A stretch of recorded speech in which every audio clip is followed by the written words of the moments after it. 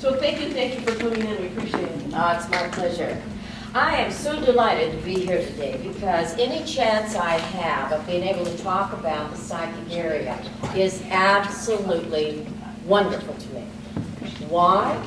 Because so frequently when it comes to anything, when you mention the word psychic, people's ears start to curl, they just sort of pull in like this and they go, uh-oh, can you tell what I'm thinking? I'm going to leave right now. Being a psychic does not mean that your brain is turned on 24 hours a day, 7 days a week, and you are absolutely going around like something from outer space with a little antennae out of your head. That's not what this is. Psychic ability is innate in every single person in this room and in every single form of life expression. Now that sounds perhaps a little bit odd, but it's the truth. If you study history, of which I am a very strong fan, history on many levels, you go into different cultures, you will always find those men and those women that have been revered within their culture because of their capacity of having the capability of vision. Now, so often this is romanticized dramatically. You watch enough Hollywood movies and you think you're either going to go through something like The Exorcist and be terrified for the rest of your life because the experiences are going to be horrific, or you think you're going to end up in a la-la land where everything is super perfect and you never have to handle a problem as long as you live. Well, it doesn't work that way. Psychic ability is merely a tool. That's all it is. It is a tool. It is nothing more. It is nothing less. Let me give you a little bit of my background. I often find that people are quite surprised at how quickly and how effectively I get downloads of information. I use the term download because it's very appropriate. Look at all of you working on the computer. You're downloading stuff, aren't you? You're either writing, but you're downloading. You're bringing it down into a physical manifestation, whether it is through writing or through putting something into a computer program. It's the same thing with your intuition. Now, we're all comfortable with that word. That word is a word that we're very much at ease with. But it's very difficult to get past certain types of understandings dependent on cultural environments that induce fear. And if you can leave this room today with one level of awareness, it would be, I don't want you to be afraid of your intuition. I do not want you to be afraid of any manner or way that your skills might demonstrate themselves. I want you instead to be curious. I want you to be curious. I want you to be an investigator. I want you to read. I want you to think.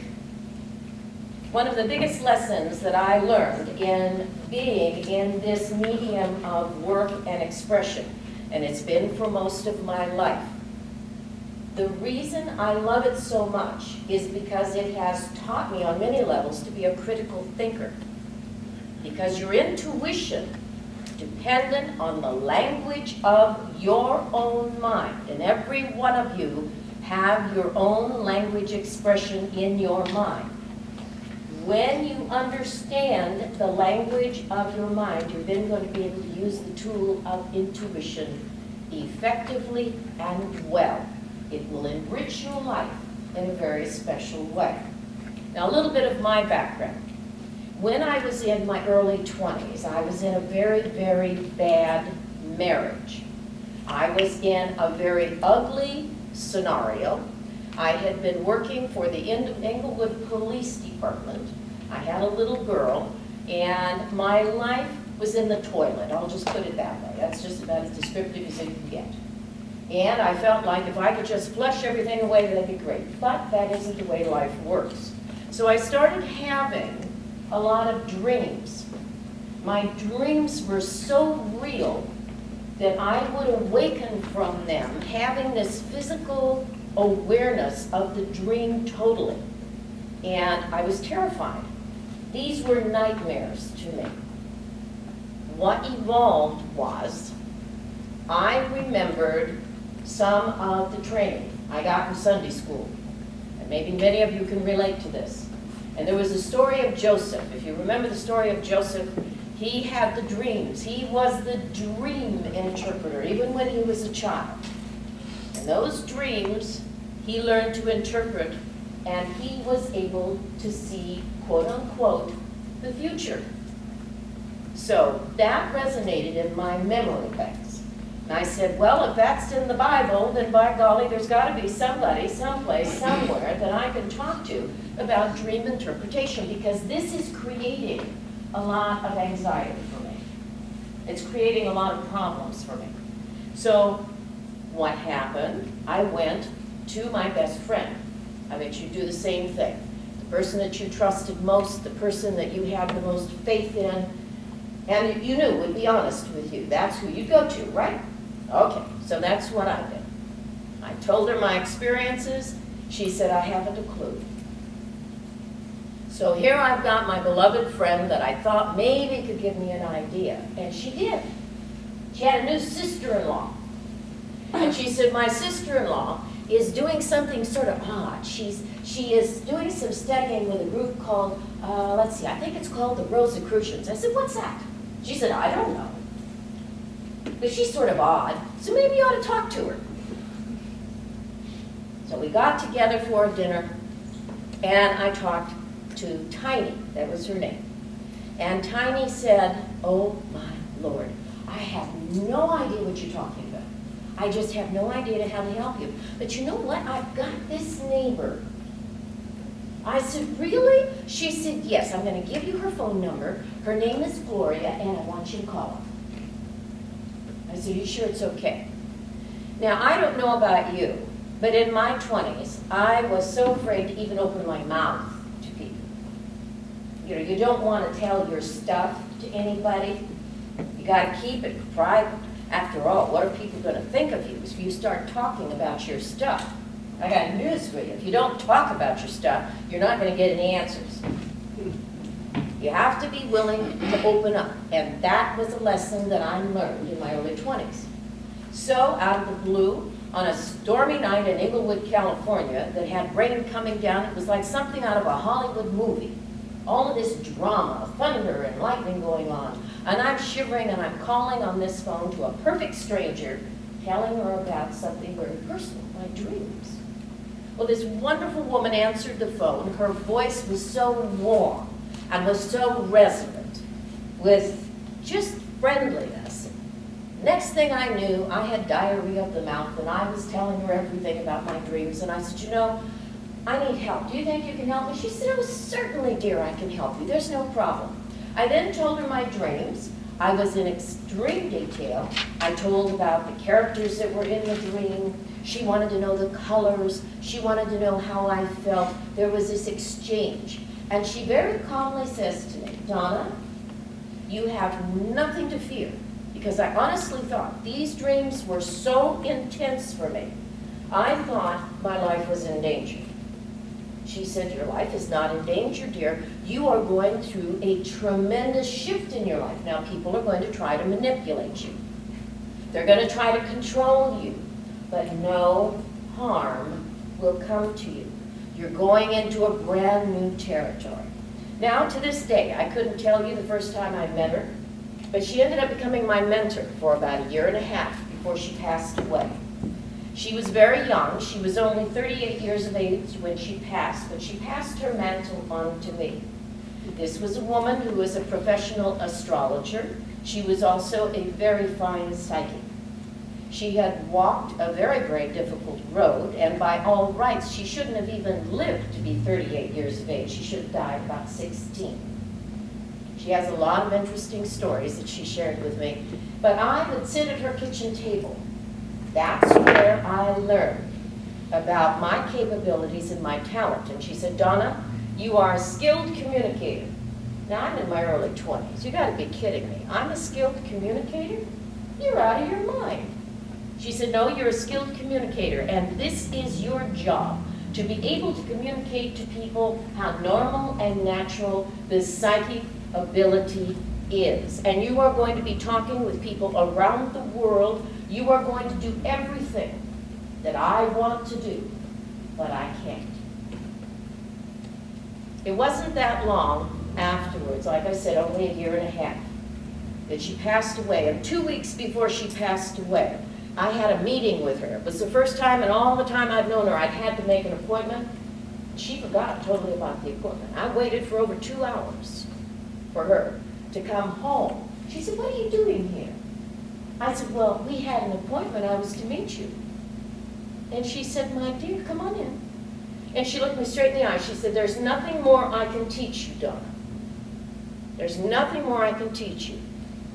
You have to go out and you have to live your life." Now that is the last thing any student ever wants to hear from a teacher they love. And believe me, this woman, to this day, I have nothing but the deepest affection and respect for her, because her integrity, her clarity, everything she shared with me enabled me to be what I am today. Now I still had to grow, I still had to learn. She was gone 2 weeks after I saw her. She went in her sleep. There was they did an autopsy on her. Nothing was wrong. She left. Her job was done. She had passed her mantle on to me. So when I'm here with you today, I am here not because in any way, shape, or form I'm superior to anyone else.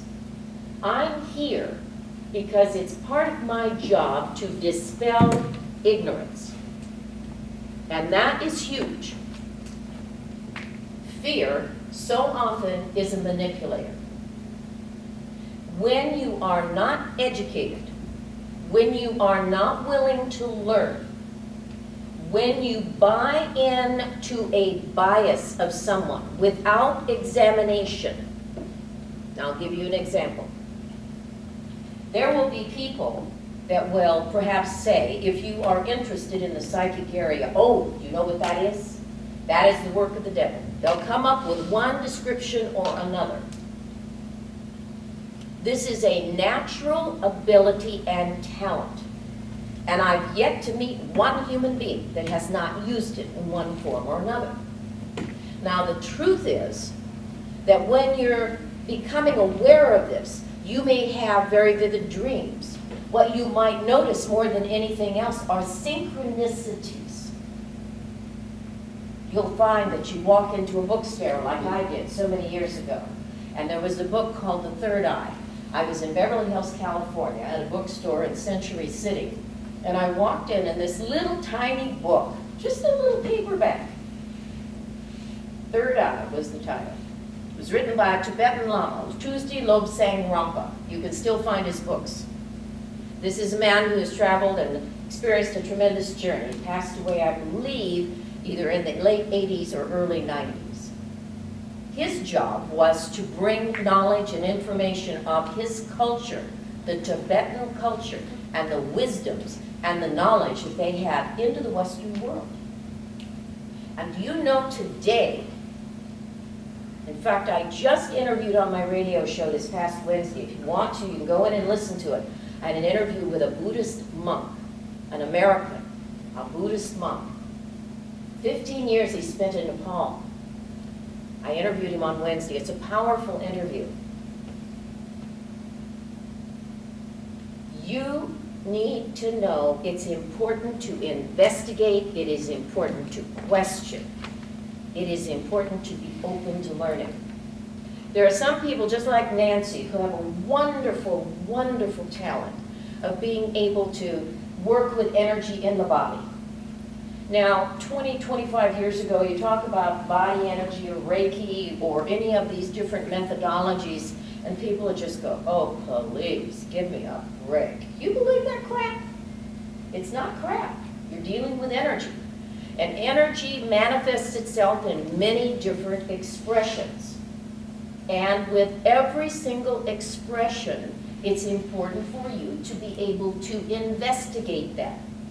Now, Psychic ability can come in many different ways. It can come through dreams, it can come through physiological sensations, you can hear things, actually hear things physically, the smell, your eyes.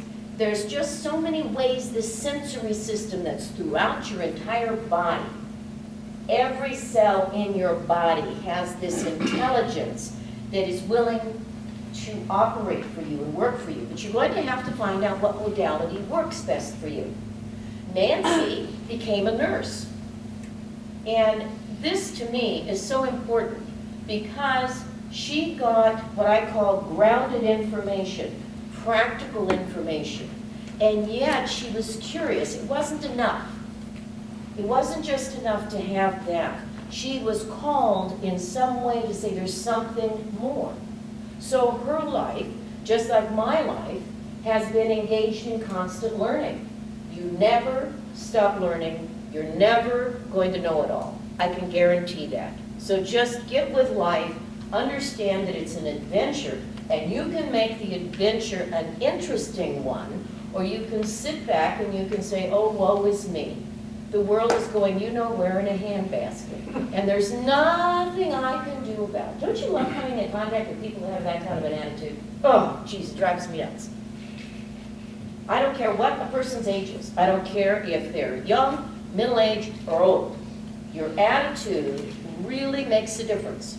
Now, when it comes to doing psychic work, one of the gifts I was given when I started in this work, I worked with a little spiritualist church. In fact, I'm also a minister. I've never desired to have a church, and I still don't, because I feel my ministry is through my radio show. I talk with people all over the world, from all kinds of backgrounds, all walks of life. And every one of them that I've interviewed have had a phenomenal gift, and they have taken the time to put their knowledge and their wisdom into a book. And I will say, as a host, you take the time to read those books. Absolutely. And to interview wonderful Yes. interviews. I'm one of the best interviewers in the country. And the reason I am, and the reason I'm recognized in that way, is because just what Maureen said, I read the material. She was on my show not too long ago. In fact, you can go in and listen to her interview too. But it's very important you understand that you are interesting. You may not think so. You may not think you're ever going to be in the Wall Street Journal or People magazine or something like that. Who cares? You have been brought into this life expression to experience the biggest and best of yourself. And you know what's even more special? Is that every single one of us are connected. We are connected. It's an amazing thing. It's an amazing thing. Last night I watched a program on coral reefs on public television, and they were investigating the tremendous diversity that is present in a coral reef. Thousands and thousands of life forms are there. And you say, what does that have to do with us? We're billions of a particular life form, but we interact. When we forget that, when we forget how important it is for us to be able to communicate with each other, to be able to learn from each other, we're making a big mistake. And each and every one of you have your own particular skill sets. It might be in art. It might be in engineering. It might be in construction. It could be in any number of things. It might be making the best sweet biscuits that anybody's ever put in their mouth. It doesn't make any difference. I would love for you to be interested enough in yourself to expand on your talents and your abilities.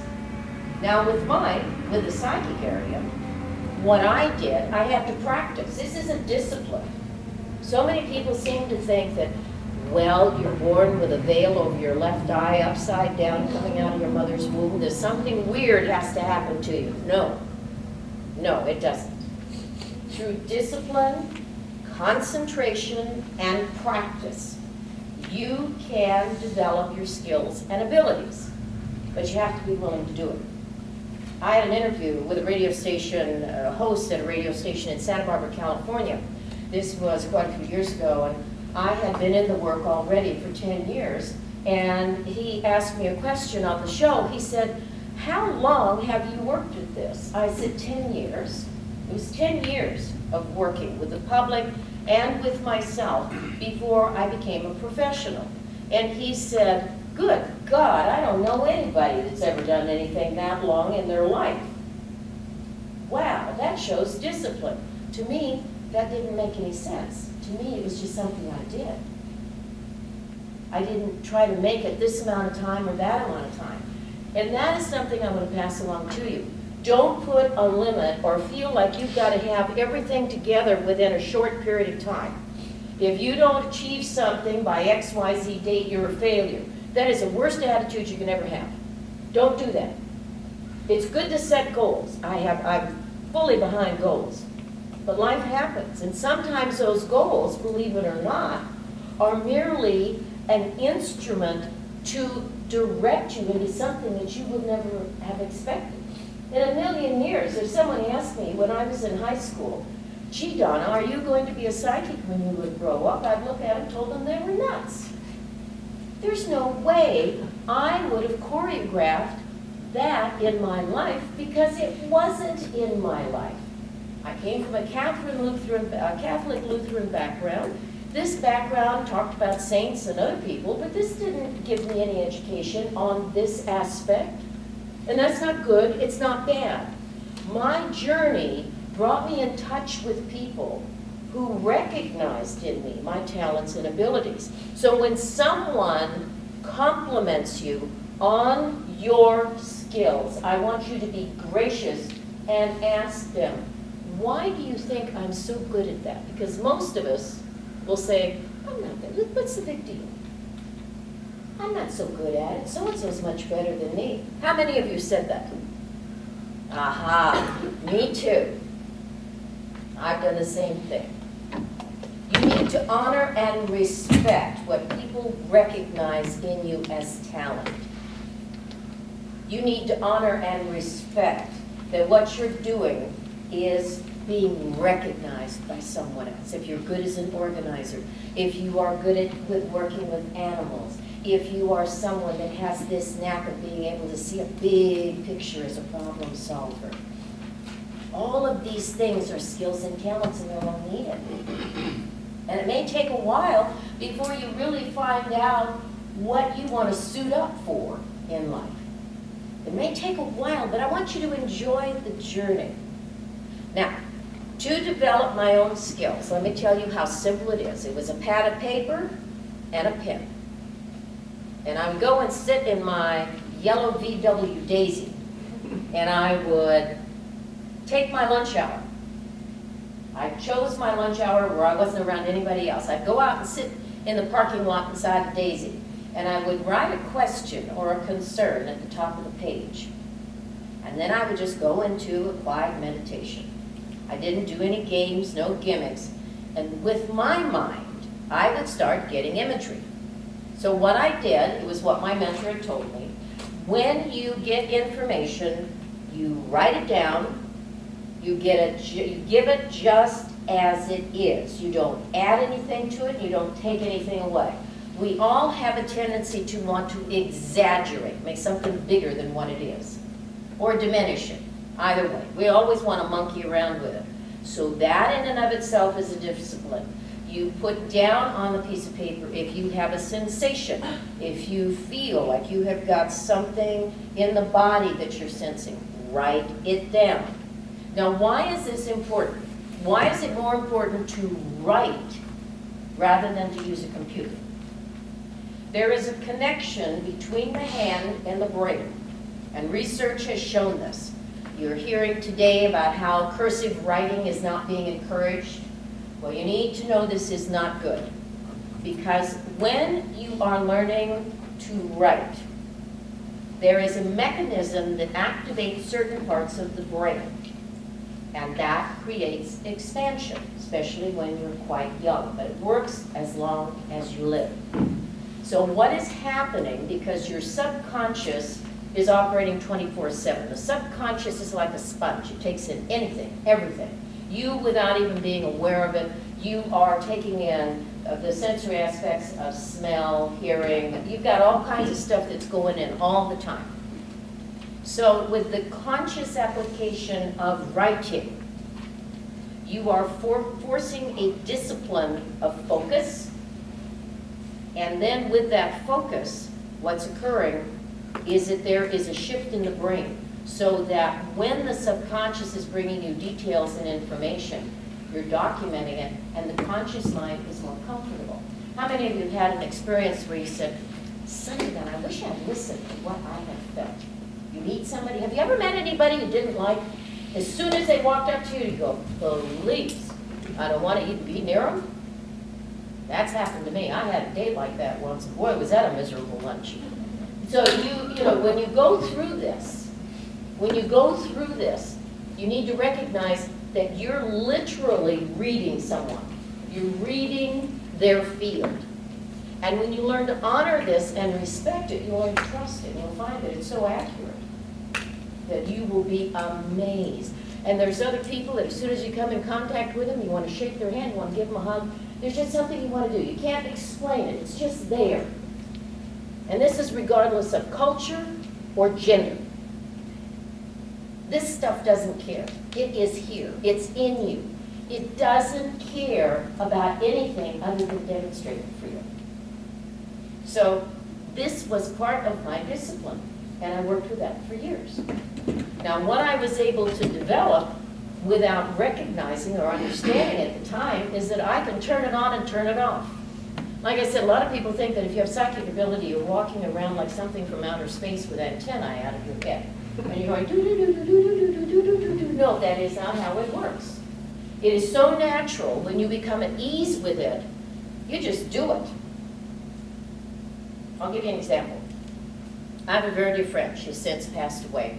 But Gail has a sister. Her sister just is a wonderful person, and Gail was going to pick something special for the birthday party. And it was going to be a mink and diamond birthday party. And the sister's name was Maureen. And Maureen has everything. This woman is financially, she's got everything and anything you could ever want. She doesn't need anything fancy, but they came up with this concept. So Gail and her daughter went and made a faux mink item for her. And they had so much fun doing it, but Gail called me this one day and she said, "You know, Donna, I need to find some diamonds, and I can't find anything anywhere." I said, "Oh, okay, let's see how we'll work with this. Why don't you let me take a look around my neighborhood and see if I can find something for you?" Now, as it happened to be, there was a store that had opened up, and it was in my neighborhood, about 5 minutes from the house. It was on a Monday afternoon. I just finished talking with my girlfriend. I had to go to the post office, which is near this store. So I go to the post office, and then I walk into the store. The door is wide open. It's a beautiful day. And Renata, who is the owner, she's, "Donna, what are you doing here?" She said, "I'm closed." I said, "Well, Renata, your door's open." And she said, "Yeah, it's so warm. I had to open up the door. We're rearranging things in the store." So her husband comes out of the back room. He said, "Hi, Donna." He said, "What's up?" I said, "Well, I need some diamonds." So I told him about Gail and the birthday party and what we were looking for. He said, "Give me a minute." Walks into the back room. He comes out with a little blue box. He takes the lid off the box, and I said, "Gail's not going to get this. I'm going to get it." Inside it was a huge brooch, and it was like this big. It was made of crystals, and it was an exact replica of Jackie Kennedy's brooch that she had worn at some big event. Inside the box was this little piece of paper with all of this information on it. And I thought, "Gail, you're not going to get this. I'm not going to tell you about this. I think I'd like it." The truth was, I took my cell phone and I called her. I said, "Gail, I think I found the gift." Now, all of this happened within 10 minutes. She said, "Oh, Donna, how much is it going to cost?" So I said, "George, how much is it going to cost?" He said, $15. I said, "Gail, $15. She said, "I'll take it." I said, "Oh, okay." So it went in the mail. Her sister was thrilled, but the afterthought of this is not only was it a surprise birthday party that knocked the socks off of Maureen because she wasn't expecting mink and diamonds, but to have an antique brooch that was a copy of Jackie Kennedy's. Jackie Kennedy was someone she just absolutely adored. Now, what are the odds of that happening? That was all within 10 minutes after the phone call. Synchronicities like that occur. And of course, when Gail got the package, it blew her away because she said, this is just spectacular. You never know when you're going to be the instrument of something very unique and very special. Now, that's sort of a silly example, I know. But I'm sure all of you can relate to certain experiences you've had in your life that have just sort of flow, haven't they? Where you just met the right person, or you happen to find the right book in the strangest places. That happened to me. That's so many times, it's just phenomenal when I think about it. There was a book I wanted, Arrigo, The Surgeon with a Rusty Knife. This is about a healer in South America, and it's not easy to find this publication, and I recommend if you want to find it, you look for this, because his story, he was in Brazil, an incredibly gifted and talented man. And he was even written up in the Reader's Digest because scientists went to South America to study him and film him. His healing abilities were extraordinary. And all of this is documented. Nothing of this is made up. So Arrigo with The Surgeon with a Rusty Knife. I remember reading it when I was a very young girl, because I've always been an avid reader. And I could never find the book. One day I'm in Burbank, California. There's this brand new bookstore that opens. I just happened to walk through the front door, and there, looking me right in the eye, is Arrigo, The Surgeon with a Rusty Knife. Now, what are the odds? You see, your mind works in an incredible way. That is an area of discussion maybe another time we can cover. But what I want to do, again, is to come back to the psychic area, because so many times we try to make the psychic area.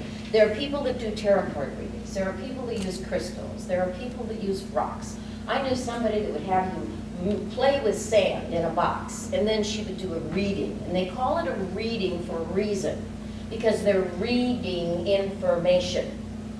That's what you're doing. But it's a skill and a talent. You can use any tool. You could use someone's dirty socks if you wanted to. It doesn't make any difference, and I'll tell you why it doesn't make any difference. The reason it doesn't make any difference is because it is a tool to help you focus. That's all it is. To still the busyness of your mind so that you can then get the downloads. Donna, we can't thank you enough.